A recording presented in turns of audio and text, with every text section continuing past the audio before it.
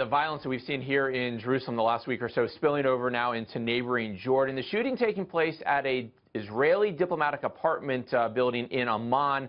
According to Israeli officials, a Jordanian man, a carpenter, reportedly tried to stab an Israeli security guard. The guard then shot and killed that attacker. The guard also, according to Israeli officials, inadvertently killed an older Jordanian man who was also the landlord of the building.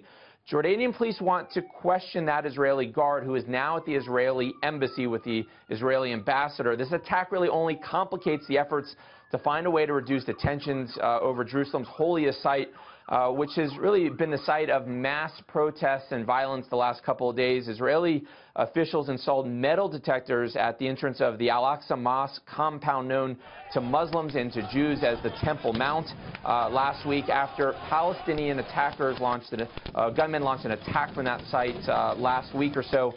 Muslims view the installation of metal detectors as a unilateral step that violates the status quo agreement and an effort by the Israeli government to seize control of this religious site. Prime Minister Benjamin Netanyahu denies this, but violent protests broke out on Friday after the Israeli government refused to remove the metal detectors and barred Muslim men under the age of 50 from going to pray there.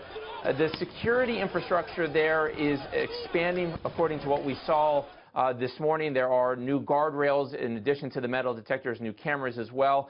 It does appear, though, that the Israeli government is trying to work with the Jordanians, with President Trump's envoy, Jason Greenblatt, who's en route to try to find a way to calm tensions and to try to find a way to end the protests and the violence over this.